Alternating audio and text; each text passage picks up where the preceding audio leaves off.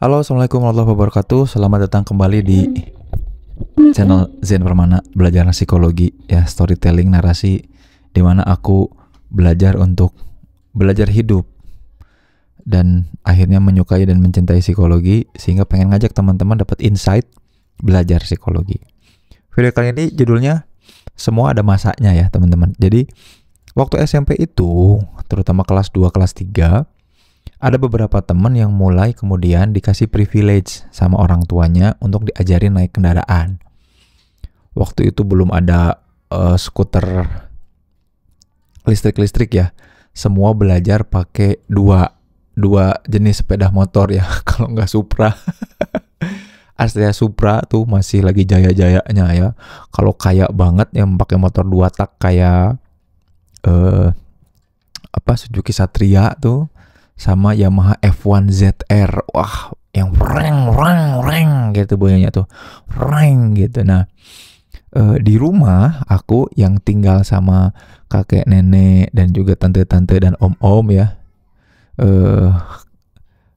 Kita hanya punya 2 motor, teman-teman, dan dua-duanya kepake banget ya. Motornya juga motor jadul, motor Vespa tahun 68 ya apa 70 gitu ya.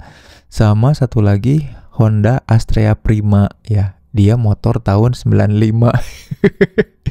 Cuman 2 motor itu aja. Dan aku rumah di gang. Jadi privilege untuk bisa belajar naik motor tuh nggak ada.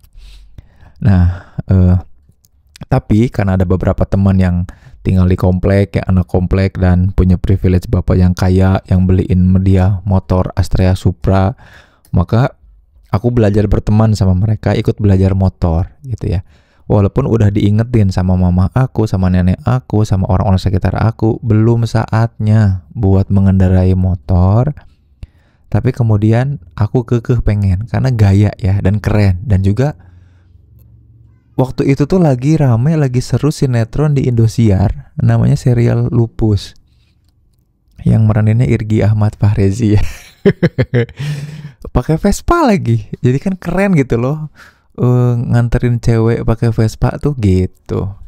Berharap ya, namanya juga anak muda zaman dulu ya, ada yang keren itu, pengen gitu mengikuti kekerenan hal itu. Walaupun kalau sekarang dipikir-pikir ngapain ya melakukan hal itu, cuman dulu tuh kayaknya pengen banget melakukan hal itu. Nah,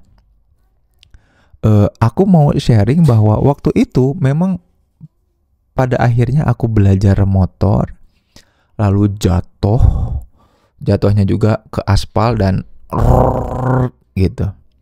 Akhirnya kaki sebelah kiri ngebonceng orang. Wah, sakitnya minta ampun, luar biasa. Nggak ada yang ngomong apa-apa sebetulnya di rumah ya. Nggak ada yang tuh kan, gua bilang juga apa, nggak ada yang bilang kayak gitu. Cuman dari sudut matanya, dari cara melihatnya, itu pada bilang kayak gitu. Tuh kan, belum saatnya, belum waktunya. Nah, sejak saat itu aku kapok karena 2 minggu nggak sekolah, dan bukan cuma nggak bisa sekolah, tapi 2 minggu juga nggak bisa, mohon maaf nih agak jorok, nggak bisa buang air besar karena kaki kiri tuh harus lurus terus. Coba bayangin gimana caranya, apalagi rumah aku tuh nggak ada WC duduk guys, WC-nya jongkok. Jadi dengan gayung lope dan lain-lain. Makanya kemudian di situ belajar semua tuh ada masanya. Kalau kita memaksakan sesuatu padahal belum waktunya, maka nanti akan terjadi namanya regresi. Aku bersyukur banget dapat kejadian jatuh dari motor ketika belajar motor di kompleknya teman aku itu. Kenapa? Karena kemudian beberapa bulan setelah itu ada rekrutmen besar-besaran geng motor yang kemudian mengharuskan orang punya motor dan bisa mengendarai motor.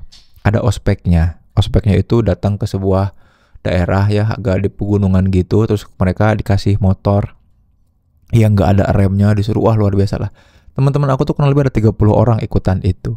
Merasa menjadi bagian dari geng motor itu nunjukin sebuah kejantanan ya. Semua ada masanya, dan belajar sabar atas sesuatu yang memang belum masanya aku lakukan, itu ngasih insight dan ngasih kebaikan. Aku jadi nggak ikutan. Wah, waktu itu luar biasa ya, geng motor lagi luar biasa ya. Ada sebuah geng motor, nah sekarang sih udah jadi ormas ya. Mudah-mudahan sih karena udah jadi ormas, karena legal ya, mudah-mudahan juga banyak berbuat kebaikan gitu ya. Cuman pada saat itu kerjaannya adalah nongkrong, jadi tempat peredaran rokok, orang-orang jadi nyoba-nyoba rokok, minuman keras, bahkan beberapa disinyalir ada narkobanya. Ya alhamdulillah jadinya nggak ikut-ikutan. Semua ada masanya. Nah, ngomongin semua ada masanya ini juga, eh, semua ada masanya ini juga kemudian aku dapati ketika aku mulai masuk kuliah, teman-teman. Jadi ketika masuk kuliah awal-awal itu, aku selalu mempertanyakan kenapa di psikologi yang ngomongin manusia, human being, kok ada statistik. Belajar psikometri juga nanti di semester 4 atau 5-nya. Belajar konstruksi alat ukur yang uji validitas, reliabilitas, perhitungan semua. Kenapa ada hal itu? Jadi bayangin waktu aku semester 1 di psikologi UPI itu, kami belajar sama Profesor Furkon, Prof. Furkon, rektor UPI almarhum. Dan kita belajarnya tuh harus hafal rumus dan nulis tangan paper pencil. Jadi kalau ngitung rata-rata kan bisa ya min sama dengan sigma xi ya, terus plus dibagi n kan gitu ya.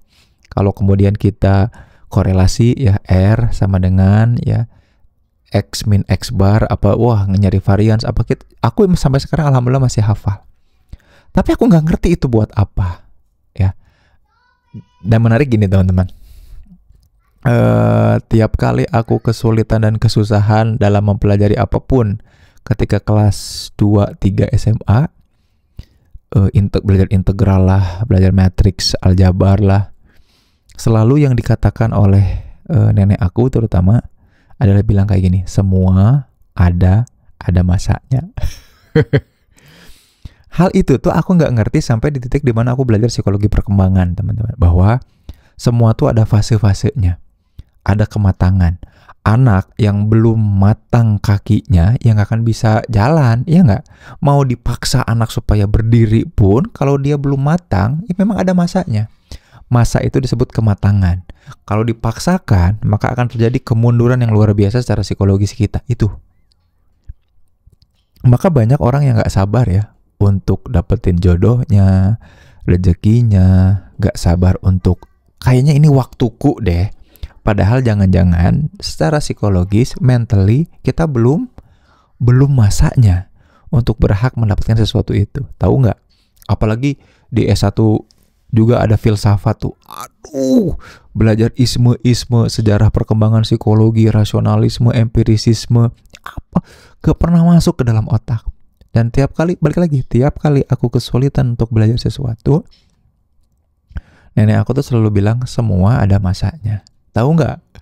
Ketika aku belajar S2, di S2, pas aku masuk S2 dan belajar lagi statistik ya, terus juga metodologi penelitian lanjut ya, analisa multivariat ya, yang ngitung-ngitung juga, terus ngambil beberapa minoring psikologi, yang perhitungan, psikometri, aljabar dan lain-lain.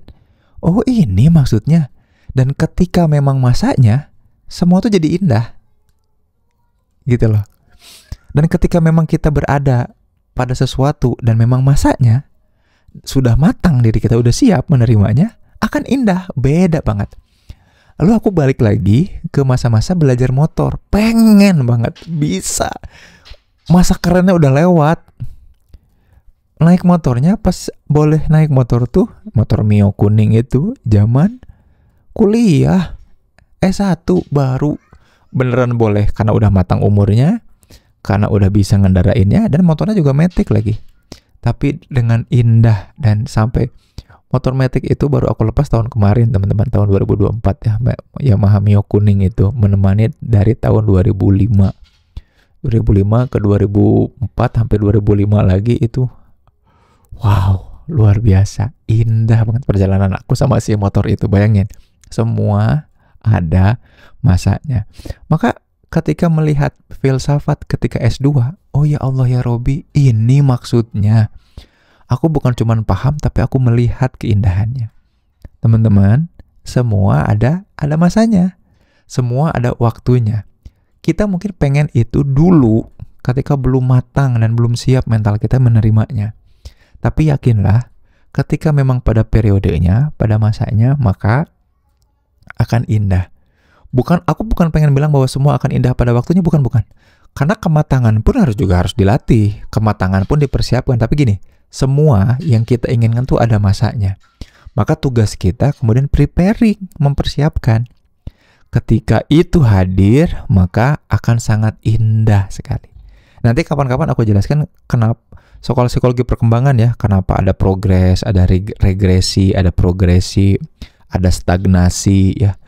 Ada periode-periode perkembangan yang memang butuh kematangan. Semua ada waktunya ya. Kenapa otot-otot tulang-tulang yang matang baru membuat anak bisa berjalan, bisa berbicara. Kenapa ada speech delay, keterlambatan ngomong. Kenapa pubernya beda-beda, masa menstruasinya ganti-ganti, beda-beda, dan lain-lain. Semuanya ada masanya. Tapi video ini pengen ngasih tahu bahwa tiap kali kematangan kita bertemu dengan masanya, indah banget.